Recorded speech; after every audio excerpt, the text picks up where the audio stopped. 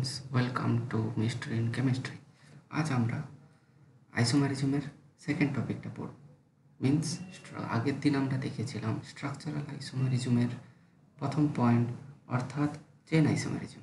আজকে আমরা আইসোমারিজম পড়ব, স্ট্রাকচারাল আইসোমারিজমের second part, means positional isomerism. Positional isomerism. আইসোমারিজমের প্রথম লেকচার থেকে যদি তোমাদের কোনো ডাউট থাকে তাহলে কমেন্ট বক্সে জানাবে। আজকে আমরা পজিশনাল আইসোমারিজমটা দেখি কি বলছে পজিশনাল আইসোমারিজম।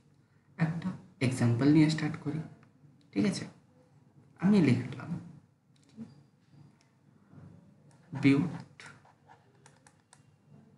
1 ইন,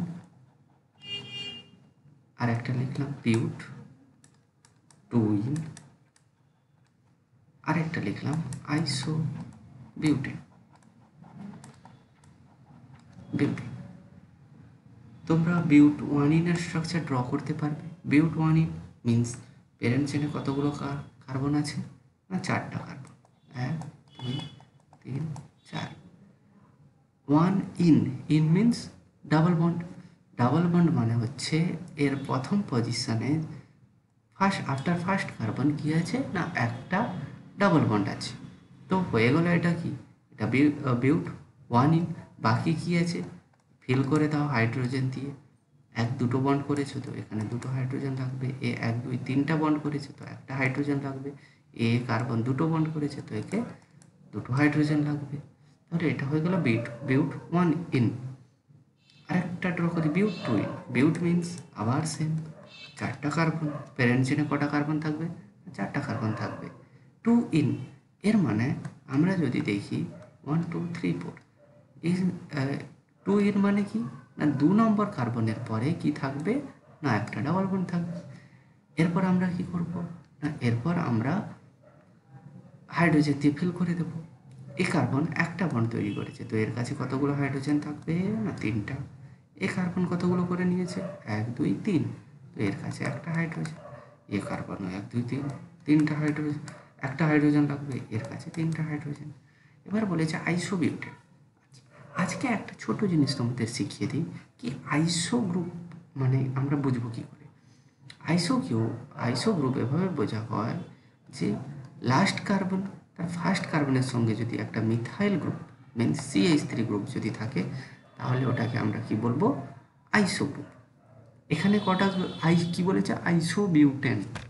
মানে টোটাল এই যে কম্পাউন্ডটা হবে এতে কতগুলো কার্বন থাকবে? না, টোটাল কম্পাউন্ডে 4টা কার্বন থাকবে। কতগুলো কার্বন হয়েছে? 1 2 3, এই হয়ে গেল আইসোবিউটেন। এখানে এই কার্বনে কটা বন্ড করেছে? না, একটা বন্ড করেছে তো কটা হাইড্রোজেন লাগবে? না, 3টা। এ 1 2 3, তো এরকে একটা হাইড্রোজেন লাগবে। এ 3টা হাইড্রোজেন। তো এর IUPAC নোমেনক্লেচার কি হবে? না, 2 মিথাইল কি এর আইসো। আর হ্যাঁ, এখানে এটা তো এখনও শেষ হয়নি। আইসো বিউট ইন মানে 1 নম্বর পজিশনের পরে একটা ইন ছিল, সরি আমি এটা লক্ষ্য করিনি, ইন ছিল। তো 1 নম্বর কার্বনের পরে একটা কি লাগবে? ডাবল বন্ড লাগবে। তো এখানে 3 হবে না, 2 হয়ে যাবে।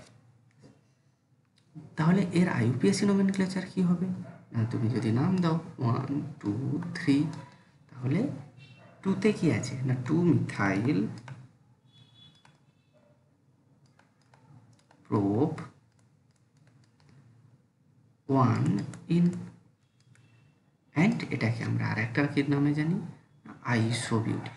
আচ্ছা, এই 3টা স্ট্রাকচারে দেখা যাক এদের মলিকুলার ফর্মুলা কী হচ্ছে। এদের মলিকুলার ফর্মুলা, এতে কটা কার্বন আছে? 1 2 3 4, C4। হাইড্রোজেন কতগুলো আছে? না, 2 2 4 3 7 8, H8। এই দেখো এটাতেও কত আছে? 1 2 3 4, C4। H কতগুলো আছে? 3 3 6 7 8, H8। এতেও মলিকুলার, এতেও কটা কার্বন আছে? 1 2 3 4, তো C4 H 3 3 6 2 8, 3 3 6 3 3 6 2 8। তাহলে এই 3টা যে কম্পাউন্ড আছে এদের কি সেম? না, they have same molecular formula. এদের মাঝখানে মলিকুলার ফর্মুলাটা তাহলে কি হলো, সেম হলো, হ্যাঁ কি না? মলিকুলার কিন্তু তুমি যদি দেখো 1 নম্বর স্ট্রাকচার আর 2 নম্বর স্ট্রাকচার মানে বিউট 1 ইন আর বিউট 2 ইন, এদের মাঝখানে কি, এদের মধ্যে কি দেখতে পাচ্ছ? মলিকুলার ফর্মুলা তো সেম। ইভেন এদের যে প্যারেন্ট চেনে কার্বন নাম্বার সেটাও সেম, শুধুমাত্র চেঞ্জ কি আছে না এদের মাঝখানে চেঞ্জ আছে যে ডাবল বন্ড। ডাবল বন্ড কি হচ্ছে না চেঞ্জ হয়ে যাচ্ছে, একবার ডাবল বন্ড 1 নম্বরে আছে আফটার 1 কার্বন, একবার ডাবল বন্ড আফটার 2 কার্বন। কিন্তু তুমি যদি সেই হিসাবে 1 নম্বর আর 3 নম্বরকে দেখো তাহলে দেখবে প্যারেন্ট চেনের কার্বন নাম্বার চেঞ্জ হয়ে যাচ্ছে। এতে প্যারেন্ট চেনে কার্বন নাম্বার 4টা ছিল, এই স্ট্রাকচারটা প্যারেন্ট চেনের কার্বন নাম্বার 3টা হয়ে যাচ্ছে। তাহলে আমরা কি বলতে পারি না, আমরা এখান থেকে এটা বলতে পারি যে, আর নেক্সট ক্লাসে আমরা কি দেখেছিলাম, চেন আইসোমারিজম কি হচ্ছিল, যে মলিকুলার ফর্মুলা সেম হচ্ছিল but molecular formula same but change in parent chain. ওই রকম স্ট্রাকচারকে কি বলছিলাম, ওই রকম স্ট্রাকচারাল আইসোমারিজমকে আমরা চেন আইসোমারিজম বলেছিলাম। তো 1 নম্বর আর 3 নম্বরের মাঝখানকার রিলেশন কি হলো, দেয়ার চেন আইসোমারিজম, চেন আইসোমার। কেন চেন আইসোমার, কেন এদের মলিকুলার ফর্মুলা সেম আছে, চেঞ্জ কোথায় আছে, এদের চেঞ্জ আছে শুধুমাত্র প্যারেন্ট চেনে। আর 1 নম্বর আর 2 নম্বরের মাঝখানে তুমি কি দেখতে পেলে না, এদের মাঝখানে molecular formula same, molecular formula same. কি চেঞ্জ হচ্ছে না, শুধু চেঞ্জ হচ্ছে পজিশন, আর হ্যাঁ শুধু মলিকুলার ফর্মুলা সেম না, মলিকুলার সব ফর্মুলার সঙ্গে সঙ্গে কি সেম হচ্ছে না, প্যারেন্ট চেনের কার্বন মানে কার্বন প্যারেন্ট চেনটাও সেম হচ্ছে, প্যারেন্ট কার্বন চেন কি হচ্ছে সেম হচ্ছে। ডিফারেন্ট কি হলো না, এই দুটো এক্সাম্পল থেকে যদি আমি দেখতে পাই 1 and 2 মাঝখানে ডিফারেন্ট হলো যে ডিফারেন্ট in the position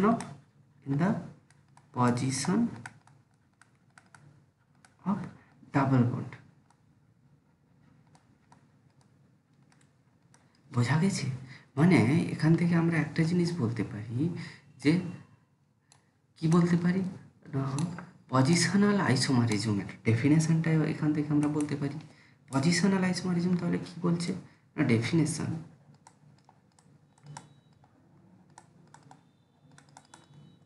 কি বলবো না,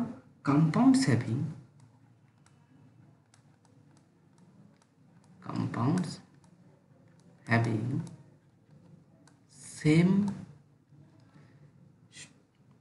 same structure, है कि ना, compounds having same molecular formula।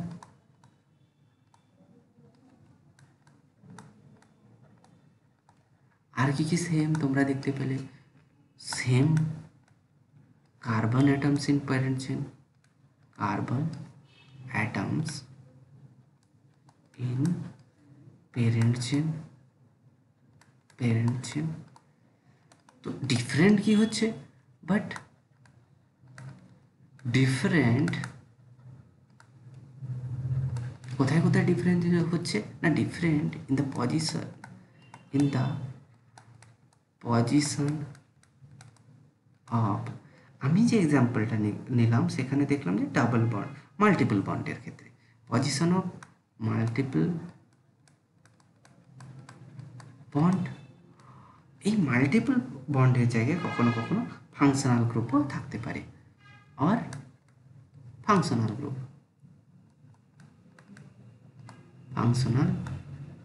Group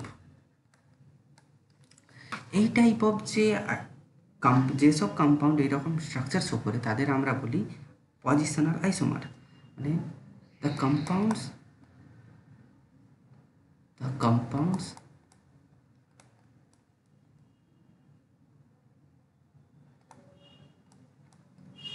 are known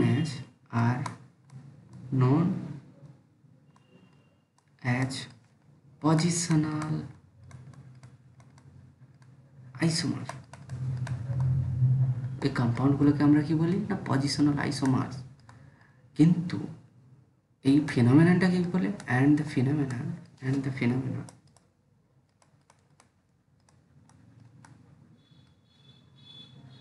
ফিনোমেননটাকে কি বলবো না phenomenon is called positional isomerism. আশা করি ক্লিয়ার হয়েছে, না হলে আমি আরেকবার বলে দিই। পজিশনাল আইসোমারিজম আর চেন আইসোমারিজমের ডিফারেন্স দিয়ে একটু বুঝিয়ে দিই। না চেন আইসোমারিজমে কী হচ্ছিল, মলিকুলার ফর্মুলা সেম, কিন্তু তার যে পেরেন্ট চেনের কার্বন অ্যাটমস ওটা চেঞ্জ হয়ে যাচ্ছিল।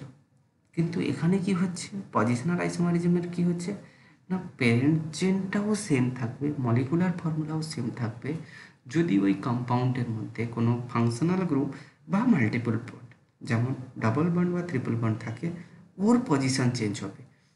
জাস্ট লাইক আমি যে এক্সাম্পলটা নিয়েছিলাম বিউট-1 অ্যান্ড বিউট-2, দুটোতে পেরেন্ট চেনের কার্বন কতগুলো ছিল না 4টা করে ছিল, কিন্তু সেখানে প্রথম স্ট্রাকচার বিউট-1 সেখানে কতগুলো কোথায় ছিল ডাবল বন্ড না আফটার 1 নাম্বার কার্বন, কিন্তু বিউট-2 মিনস ডাবল বন্ড কোথায় আছে না after 2 number carbon.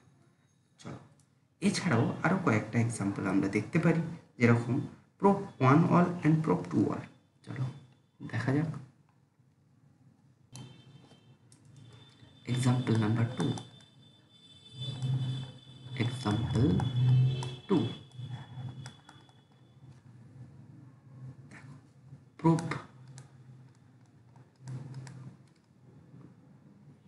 prop-N1 all and prop-N2 all,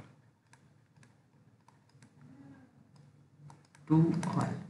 দুটো স্ট্রাকচার ড্র করা যাক। প্রোপ মিন্স কটা কার্বন না 3টা কার্বন, 1 2 3, 1 নম্বরের সঙ্গে অল আছে মিন্স ওইচ আছে। এবার আমাদের কাজ হবে হাইড্রোজেনগুলো ফিল করে নেব। এই কার্বন একটা বন্ড তৈরি করেছে, তো আমরা জানি কার্বন ম্যাক্সিমাম কতগুলো বন্ড তৈরি করে না 4টা, তো 3টা করবে। কার্বন 2টো করেছে, তো একে দিয়ে দাও 2টো হাইড্রোজেন। ও 2টো করেছে, একে দিয়ে দাও 2টো হাইড্রোজেন।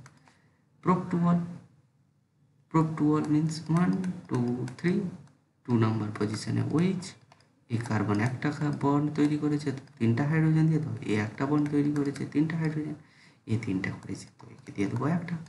দেখো কি হচ্ছে না দুটোতে প্যারেন্ট চেনে কার্বন, প্যারেন্ট চেন কতগুলো কার্বন আছে না প্যারেন্ট চেনে কার্বন আছে 3।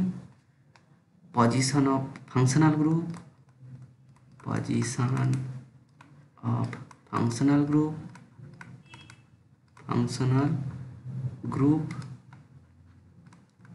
কত নম্বর পজিশনে আছে না এখানে 1 নম্বর পজিশনে আছে। এখানে প্যারেন্ট চেন কতগুলো আছে কার্বন নাম্বার না 3টা আছে, কিন্তু পজিশন অফ ফাংশনাল গ্রুপ কত নম্বরে আছে না 2 নম্বরে আছে।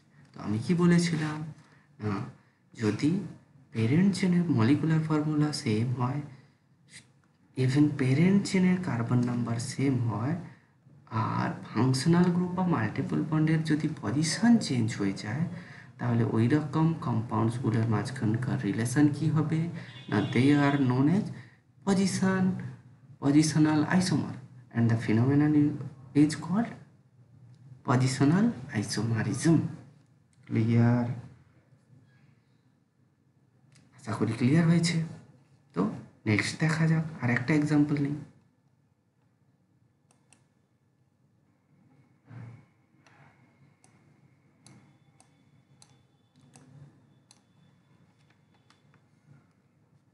চলো আর একটা এক্সাম্পল নিয়ে দেখা যাক। বিউট-1 অল অ্যান্ড বিউট-2 অল, এটা হোমওয়ার্ক থাকলো তোমাদের, করবে, আমাকে বলবে এটা হচ্ছে কি না। বিউট আমাকে স্ট্রাকচারটা ড্র করে দেখাবে তোমরা, আর এদের মাঝখানকার রিলেশন বলবে কি butane 1 all and butane 2 all. ওকে, তাহলে আমাদের পজিশনাল আইসোমারিজম এখানে শেষ হলো। আশা করি বুঝতে পেরেছো। আর এখানে একটা পয়েন্ট নোট ডাউন করতে পারো যে পজিশনাল আইসোমারিজমের কি হয়, জাস্ট লাইক চেন আইসোমারিজমে তাদের কি হচ্ছিল, ফিজিক্যাল প্রপার্টিস ডিফারেন্ট হচ্ছিল, কেমিক্যাল প্রপার্টিস সেম হচ্ছিল। তো পজিশনাল আইসোমারিজমেও পজিশনাল আইসোমার হ্যাভ কি বলবো না, same chemical properties, have same chemical properties but different physical properties.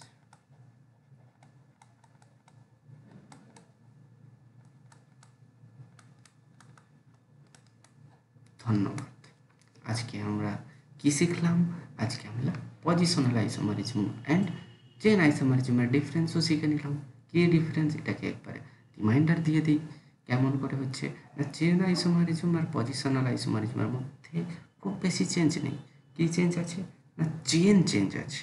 Chain আইসোমারিজমের parent চেনে কার্বন নাম্বার চেঞ্জ হচ্ছিল, বাট পজিশনাল আইসোমারিজমে কী হবে না, পজিশনাল আইসোমারিজমের পেরেন্ট চেনে কার্বন নাম্বার সেম থাকবে, চেঞ্জ হবে তো মাল্টিপল বন্ডের পজিশন और ফাংশনাল গ্রুপের পজিশন।